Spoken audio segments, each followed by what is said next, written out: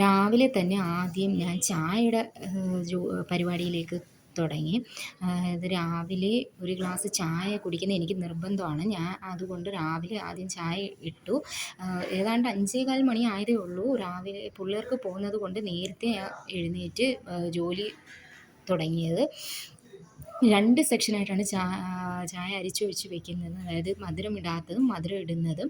ഇവിടെ ഷുഗർ പേഷ്യൻ്റുണ്ട്. അതുകൊണ്ടാണ് അങ്ങനെ 2ആയിട്ട് ഇതാക്കി ഇടുന്നത്. സ്ഥിരം കുടിക്കുന്നത് ആയതുകൊണ്ട് അറിയാം ഏതിലാണ് കറക്റ്റായിട്ടുള്ള ചായ ഇരിക്കുന്നതെന്ന് ഉള്ളത്. അന്നേരം ഈ ആവശ്യക്കാർ വന്ന് അത് അന്നേരം ഒഴിച്ച് ചൂടാക്കി അങ്ങ് കുടിച്ചോളും. അന്നേരം അത്രയും ജോലി നമുക്ക് കുറയും. പിന്നെ അതിനുശേഷം ജീരക വെള്ളം തിളപ്പിച്ചു കൊച്ചുങ്ങൾക്ക് കുടിക്കാനായിട്ട്. പിന്നെ കൊണ്ടുപോകാനായിട്ട് അവിയലാണ് ഇന്നുണ്ടാക്കുന്നത്. കൊണ്ടുപോകാനും പിന്നെ എല്ലാവർക്കും ഇവിടെ കഴിക്കാനുമായിട്ടാണ് ഉണ്ടാക്കുന്നത്. അത് ഇച്ചിരി നേരം വെളുത്തതിന് ശേഷം മാത്രമേ ഉണ്ടാക്കത്തുള്ളൂ, അല്ലെങ്കിൽ ഇരിക്കവേ അത് വളിച്ചു പോവും. പിന്നെ ചോറ് തിളപ്പിച്ചൂറ്റാനായിട്ട് വെച്ചു. ഇത് ആദ്യം ഞാൻ ചെയ്യും കറിയൊക്കെ വെക്കുന്നതിന് മുൻപ്, അതായത് അല്ലെങ്കിൽ ഞാൻ മറന്നു പോകും. ഒരു ദിവസം ഞാൻ മറന്നു പോയി ചോറ് വെക്കാനായിട്ട്.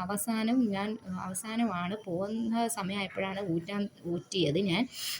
പിന്നെ രാവിലത്തെ കാപ്പിക്ക് കടലക്കറിയാണ് എടുത്തിരിക്കുന്നത് ഇന്നത്തെ ദിവസം. അതിനുശേഷം അപ്പം ചുട്ടു. അപ്പവും കടലക്കറിയാണ് രാവിലെ ബ്രേക്ക്ഫാസ്റ്റിന്. അപ്പം ഇങ്ങനെ വലിയ ഉരുളി ചുട്ട് വയ്ക്കുന്നതെന്ന് വെച്ചാൽ ഇവിടെ ഇച്ചിരി അംഗസംഖ്യ ഇപ്പം ഇച്ചിരി കൂടുതലാണ്. അതുകൊണ്ട് വലിയ ഇതിനകത്ത് ചുട്ട് വെച്ച് ആവശ്യക്കാർ വന്ന് എടുത്ത് കഴിച്ചോളും. പിന്നെ മോള് ഒരുക്കുന്നതിലോട്ട് ഞാൻ കയറി. മോൾക്ക് അതായത് അപ്പവും കടലക്കറി അവൾക്ക് പിച്ചി കൊടുത്തില്ലെങ്കിൽ അവൾ കഴിക്കത്തില്ല. അതുകൊണ്ട് അവൾ ടി വിയും കണ്ട് അവളങ്ങ് കഴിച്ചോളും.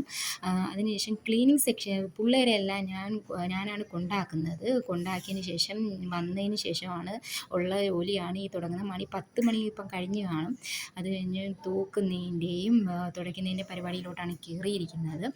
റൂമെല്ലാം തൂത്ത് വൃത്തിയാക്കും. അതായത് പിള്ളേരെ കഴിച്ചതിൻ്റെയൊക്കെ വേസ്റ്റുകളും പിന്നെ വെളുപ്പിച്ചിട്ട പേപ്പറുകൾ അത് ഇതുമൊക്കെ കാണും. അതുകൊണ്ടാണ് ഈ പിള്ളേർ പോയതിന് ശേഷം ഞാൻ തൂക്കുന്നതിലേക്ക് കയറുന്നത്. പിന്നീട് അടുക്കളയിൽ എല്ലാ പരിപാടിയും കഴിഞ്ഞതിന് ശേഷമാണ് ഞാൻ ഈ സ്ലാപ്പിൻ്റെ പുറം കഴുകലും ഒതുക്കലും ഒക്കെ തുടങ്ങുന്നത്. അത് കഴുകി എല്ലാം ഇത് ചെയ്ത് അവസാനത്തെ ജോലിയാണ് ഇത്. അന്നേരപ്പോഴത്തേക്കും ക്ലീനിങ് സെക്ഷൻ കഴിയും.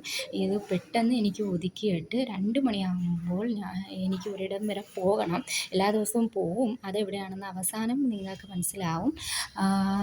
അന്നേരം ഇതും കൂടെ കഴിഞ്ഞ ശേഷം ഒരുവിധമുള്ള ജോലികളെല്ലാം കഴിയും. ഇനി തുടപ്പ് മാത്രമേ ഉള്ളൂ ഇനി ചെയ്യാനായിട്ട്. ഒരുവിധമുള്ള അടുക്കള ജോലിയെല്ലാം ഒതുങ്ങി കറി പരിപാടിയെല്ലാം കഴിഞ്ഞു. മീൻ കറിയെല്ലാം വെച്ചു. ഇതിനിടയിൽ അതിന് ശേഷം ഗ്യാസ് അടുപ്പ് ഇനി അടുത്ത് വൃത്തിയാക്കാനുണ്ട്.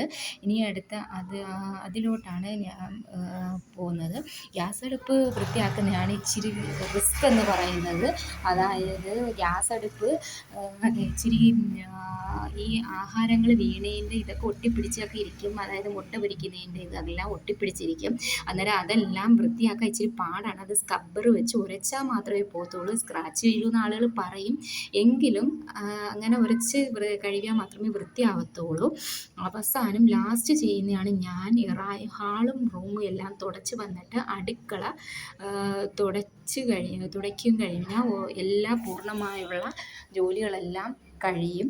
അന്നേരം അടുക്കള തുടപ്പും കഴിയുമ്പോൾ എൻ്റെ എല്ലാ ജോലിയും തീരും. അതിനുശേഷമാണ് ഞാൻ കുളിക്കാൻ പോകുന്നത്, കുളിച്ച് വൃത്തിയാവുന്നത്. ഇതോടുകൂടി എൻ്റെ അടുക്കള പരിപാടിയെല്ലാം കഴിഞ്ഞു. ഇനി ഞാൻ പറഞ്ഞ 2 മണിക്ക് ഞാൻ ഒരിടം വരെ പോകുമെന്ന് ആദ്യം പറഞ്ഞിരുന്നു. അതായത് എനിക്ക് നാടൻ മുട്ടയും നാടൻ പശുവും പാലും വിൽപ്പന കച്ചവടമുണ്ട്. വീട്ടിൻ്റെ അടുത്ത് തന്നെ ഒരു റോഡിലാണ്. അന്നേരം ഇതിൻ്റെ കച്ചവടമാണ് എനിക്കുള്ളത്. ഇതിനാണ് 2 മണിക്ക് ഞാൻ പോകുന്നത്. മണി 5-5:30 ആകും വരാൻ. ഇതാണ് എൻ്റെ ഒരു ദിവസം.